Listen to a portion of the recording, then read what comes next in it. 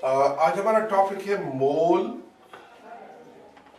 Avogadro's number,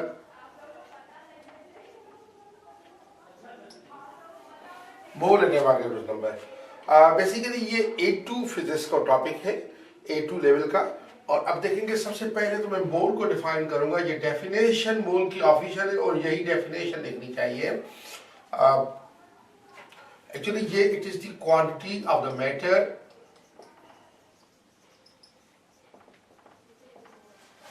is the quantity of the matter which contains as many particles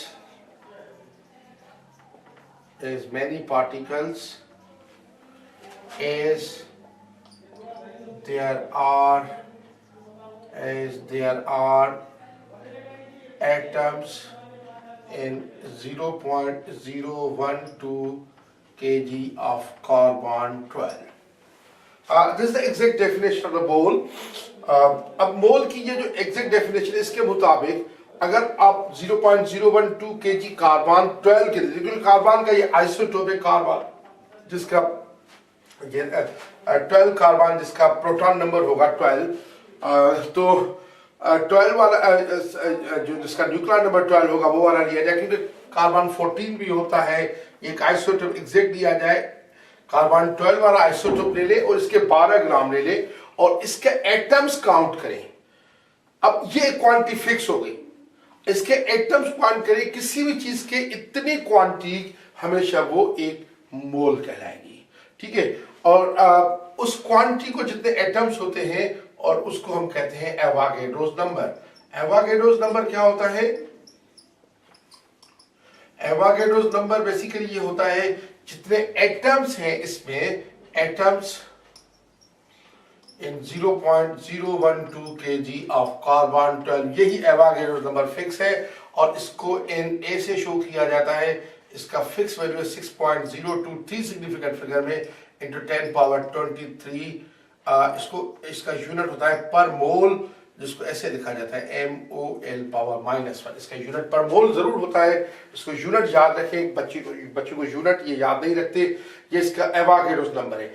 अब किसी भी quantity को एक मोल जब हम कहते हैं तो उसमें कहते हैं कि इतने पार्टिकल्स होने चाहिए, 6.0 × 10 पावर 23, वो लाइट पार्टिकल्स होते हैं। जिस तरीके से ये डजन कहते हैं, मिसाल के तौर पर अगर मैं कहूं कि 1 डजन केला, 1 डजन केले का तो उसमें 12 केले आ जाएंगे।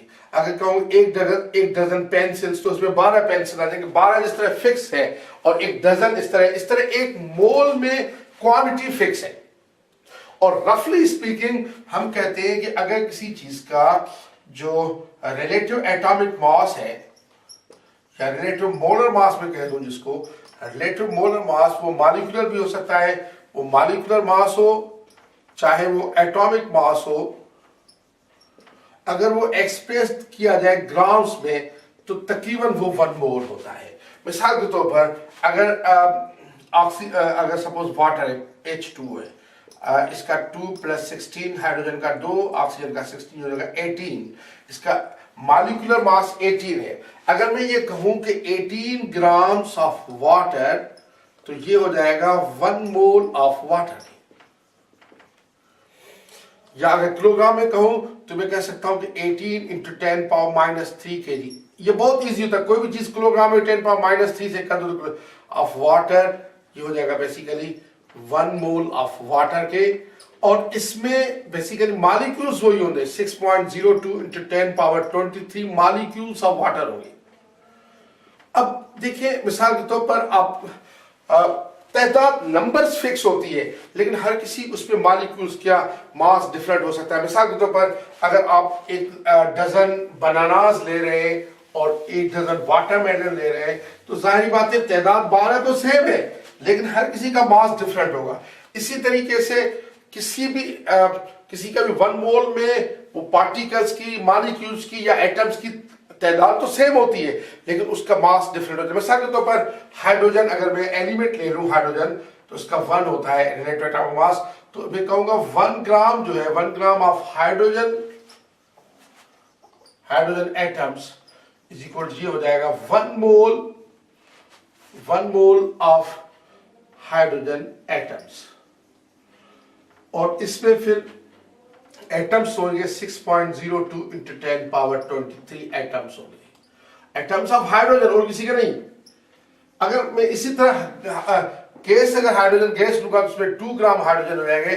2 gram of hydrogen gas, 2 gram hydrogen gas ये हो जाएगा 1 मोल ऑफ हाइड्रोजन गैस के, 1 मोल ऑफ हाइड्रोजन गैस के, और इसमें मॉलिक्यूल्स होंगे 6.02 into 10 power 23 molecules of hydrogen gas. ये देखना बड़ा जरूरी है क्योंकि ये तादाद फिक्स है, लेकिन वो उसी के हाइड्रोजन के मॉलिक्यूल होंगे। अगर इसी तरह मैं ऑक्सीजन का रेट हूं तो ऑक्सीजन गैस का 32 ग्राम्स होंगे। तो ये रिलेशनशिप्स होती है, हम इनको रेशियो मेथड से भी कर सकते हैं चीजों को, लेकिन हम फार्मूला से भी कर सकते हैं। सबसे पहले तो नोटेशन है, एम जो है, एम स्मॉल एम, ये हम नोट करते हैं या मास ऑफ अ सिंगल मॉलिक्यूल होता है, मास ऑफ सिंगल मॉलिक्यूल, और एनी अदर गिवन मास। मैं पहले बता चुका हूं गिवन मास कि हमेशा नोटेशंस को भी तक स्टैंडर्डाइज किया, सिंगल मास का या किसी कोई भी मास सब्सटेंस का दे दे तो उसको एम कहते हैं, और इसका यूनिट हम हमेशा केजी ही लिखेंगे ऐसा यूनिट्स में। कैपिटल एम जो होता है, जो नोटेशन हम इस्तेमाल करते हैं इस चैप्टर्स में या इन चीजों में, ये नोटेशन, ये एम कैपिटल, ये होता है बेसिकली मोलर मास, और इसका यूनिट होता है केजी पर मोल, केजी पर मोल। अच्छा, इसी तरह एन होता है number of atoms, number of atoms और number of molecules. N small होता है, इसका कोई यूनिट नहीं होता, एन स्मॉल होता है नंबर ऑफ मोल्स, जिसको इसका यूनिट होता है मोल। और उसके बाद जो है M capital, M N small, N, ये चीजें हैं जो हम नोटेशन के तौर पे इस्तेमाल करेंगे। और हमें एवोगाड्रोस नंबर का एन होता है हमेशा, एवोगाड्रोस नंबर ये फिक्स है,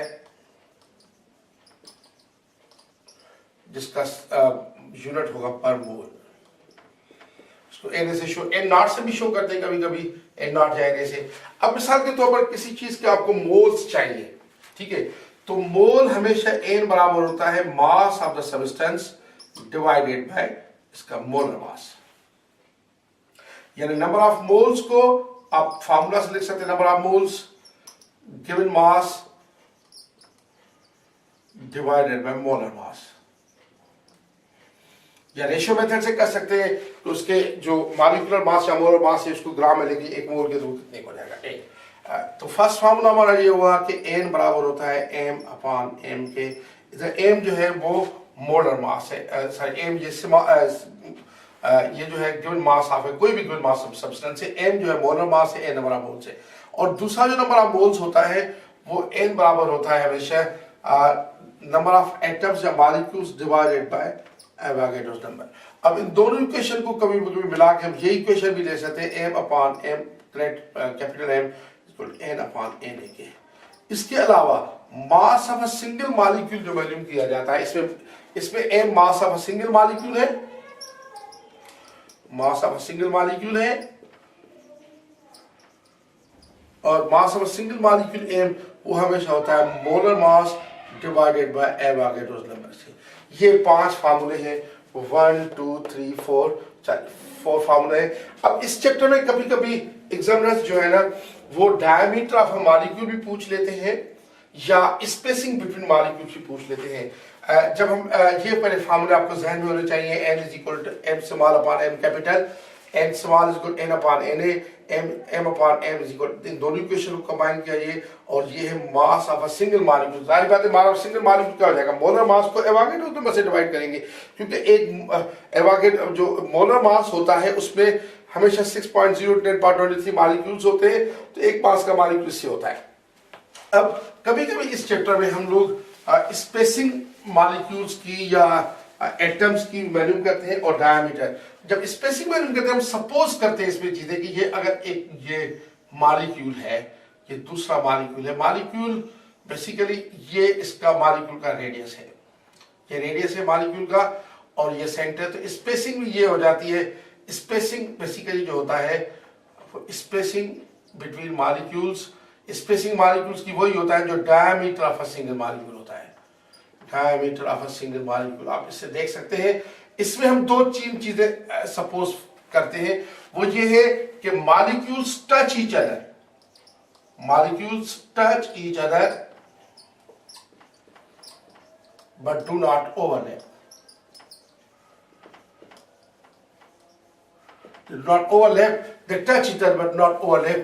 एक बात। दूसरी बात कि मॉलिक्यूल्स जो है वो स्फीयर्स हैं, molecules are spheres, but estimation के लिए but for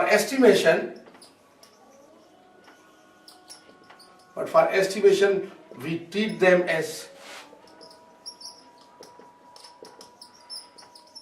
क्यूब्स, क्योंकि मॉलिक्यूल बहुत स्मॉल है, तो अब वो स्फीयर हो या क्यूब हो उससे कोई फर्क नहीं पड़ता। मिसाल के तौर पर अगर ये मैं डॉट दे रहा हूं, इसमें भी मिलियन मिलियन मॉलिक्यूल्स हैं, अब मैं इसको स्फीयर कहूं या क्यूब कहूं कोई फर्क नहीं पड़ता। तो एस्टिमेशन के वक्त दो चीजें होती है, एक तो हम ये कहते हैं कि मॉलिक्यूल्स एक दूसरे को टच करते हैं लेकिन ओवरलैप नहीं करते, और दूसरा ये कि मॉलिक्यूल्स जो है वो होते तो स्फीयर है लेकिन उनको हमेशा क्यूब्स के तौर पे ट्रीट करते हैं। और इसका डायरेक्ट हम फार्मूला ले लेते हैं। फार्मूला इसका ये है कि basically spacing between two consecutive molecules, spacing two consecutive molecules, और या फिर मैं कहूं कि डायमीटर ऑफ सिंगल मॉलिक्यूल ये हमेशा सेम होता है, और ये हमेशा निकलता है, हमेशा जो होता है cube root of volume of single molecule. Volume of single molecule के लिए डेंसिटी का यूज किया जाता है। वॉल्यूम ऑफ सिंगल मॉलिक्यूल कैसे निकाला जाता है? पहले तो मास ऑफ सिंगल मॉलिक्यूल निकाला जाता है। Mass of single molecule, mass of single molecule का फार्मूला होता है m कैपिटल अपॉन Na से। मास ऑफ सिंगल मॉलिक्यूल, अब डेंसिटी ऑफ अब इसका वॉल्यूम ऑफ सिंगल मॉलिक्यूल जो निकलता है, volume of single molecule basically density equal होता है मास अपॉन वॉल्यूम। तो वॉल्यूम होता है ये होता है mass of single molecule upon density. Actually mass of single molecule का डेंसिटी पूरे एक मॉलिक्यूल की हो या पूरे उसके वाटर की जो भी सब्सटेंस है उसकी हो, तो उस तरह होता है। वॉल्यूम ऑफ सिंगल मॉलिक्यूल निकल आता है, उसमें पुट कर देते हैं तो वो इस तरीके से निकल आता है।